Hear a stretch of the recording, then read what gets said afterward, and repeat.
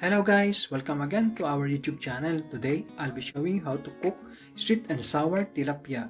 It's a kind of dish wherein it gives us a very colorful and flavorful taste of sweet and tangy gravy. It is a straightforward to prepare, and here are our ingredients: tomato ketchup, onion and garlic, bell pepper, carrots, spring onion, tomato, brine of water and vinegar, pineapple slices, pineapple juice, and of course our tilapia, cleaned and scored. You also need for seasoning, salt and pepper and brown sugar. Let's start preparing our ingredients. With bell pepper, we just need half of red and green bell pepper in this recipe. Just cut it into slice. Make sure all the wash before slicing our ingredients.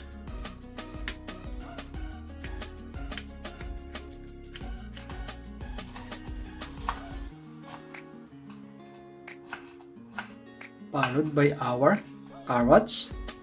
With our carrots, I'm going to cut it like a flower shape to give a vibrant looks on our dish.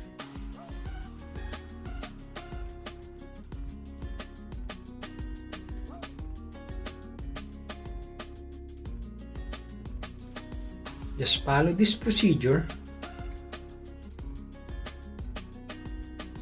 and you will have a flower shaped carrots.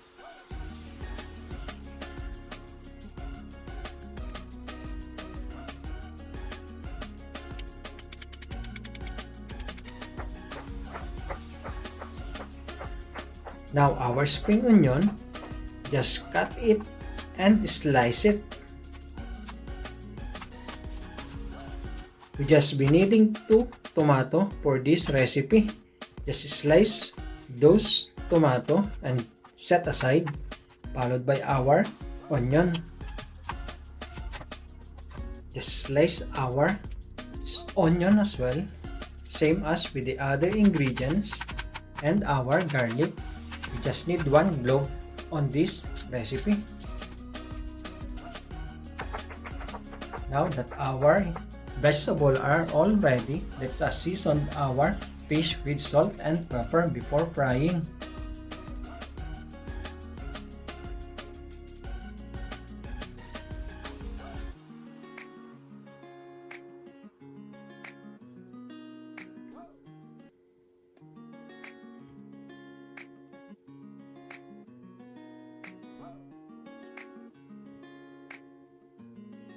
Start frying our tilapia fish. On a clean wok, just pour in some oil, enough to deep fry our tilapia so that it will not stick on the wok while cooking.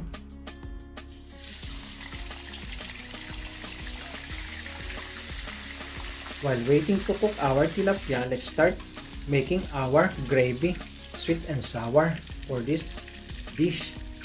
Just pour some oil on our pan and saute our garlic and onion.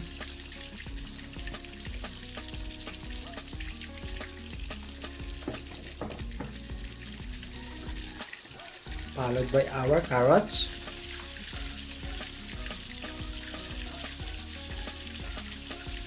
tomato,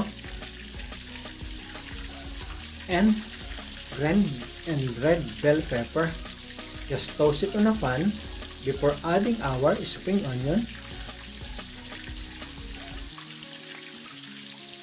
We'll just be cooking this vegetable until crisp in texture. Just season it with some salt and black pepper to taste.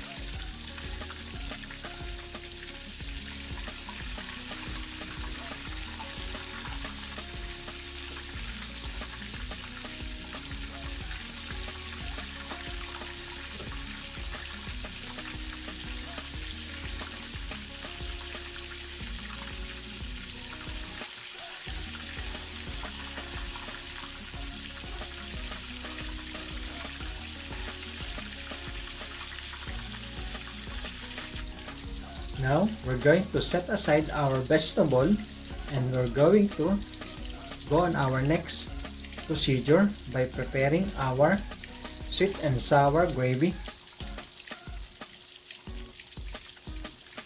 Using the same pan, just pour in our brine of water and vinegar,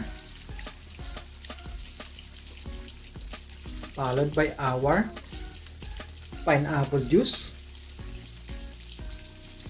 and our pineapple slices.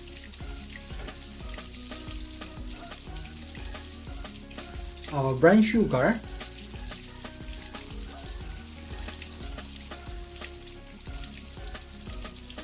just mix it until our brown sugar are dissolved on the mixture. Then season it with black pepper and salt.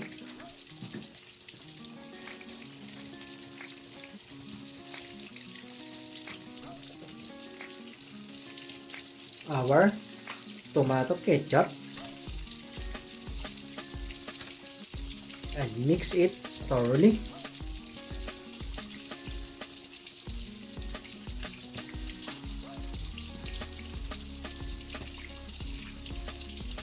We will be also needing our slurry to make our gravy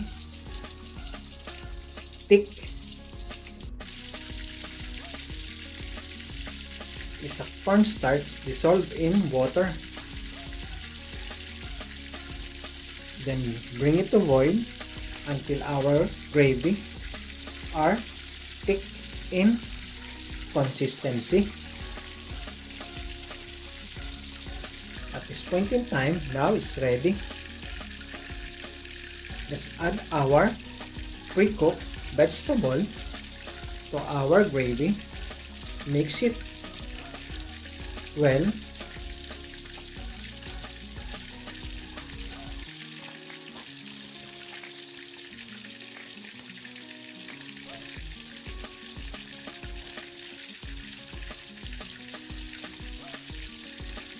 And then set aside.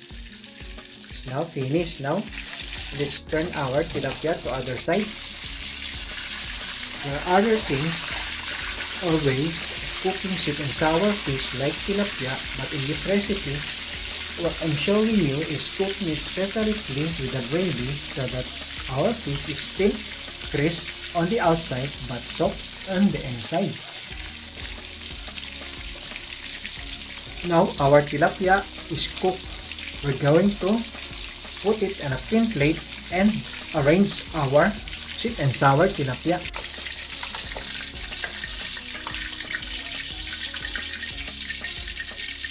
Let's pour some gravy and vegetable before putting our tilapia fish on top, and then the remaining gravy and vegetable on top of our tilapia.